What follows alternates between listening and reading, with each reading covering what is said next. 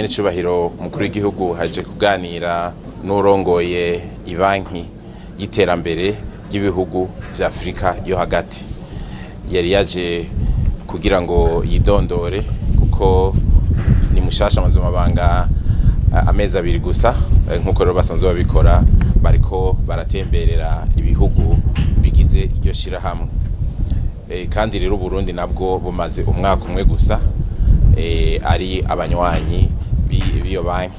Nyenicubahiro mukuru w'igihugu rero yamuganiriye cane ko bahuriye aho Nyenicubahiro amaze imisi ibiri mu ihuriro ry'ugwaruka rw'incabwenge, aho baheruka kugurura ikigo c'irusi muri komine Shomba mu ntara ya Karusi, aho araka nyamuneza kuvyo Nyenicubahiro mukuru w'igihugu yari yemereye ugwaruka bikaba bibaye mu myaka ibiri nkuko ari yabivuze, kandi akaba ari iteka ku gihugu cy'u Burundi kuko ari ikigo cubatswe mu mafaranga avuye mu Burundi ata amafaranga avuye mu mahanga arimo.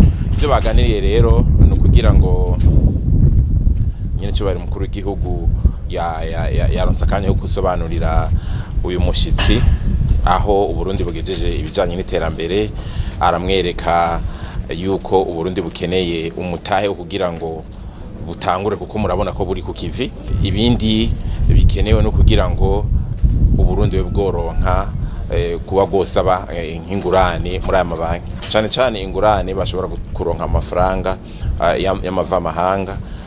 Hariho nk'abagwizatunga bariko barimba ubutare, bwaba ubutare bw'inzahabu canke n'ibindi. Mukamuzi yuko hariho nk'iri barabara ry'indara rizova muri Tanzania gaca mu Burundi rikabandanya no muri Kongo. Ivyo byose ni ibintu bikeneye amafaranga. Uyu rero mushitsi uyarongoye iyi banki yemereye Nyenicubahiro mukuru w'igihugu yuko ivyo bintu bishoboka, yuko baba bagwizatunga bikora utwabo, baba yaba leta bashobora gusabamwo amadeni, bashobora kutaronka amafaranga yose bakeneye. Muga murazi yuko iyo umuntu ariko arasaba ingurane arondera henshi, baronse nk'igice barashobora kurondera igice mu zindi banki, ko ni ibintu bisanzwe. Ico rero ni ikintu gikomeye cyane kuri leta y'u Burundi, kuko murazi ko nk'ubu kubera ivyo isi iriko iracamwo hariho ingorane z'igitoro, niyo kiguzwe ushobora gusanga aho kukibika hadakwiye. Ivyo byose ni ukugira ngo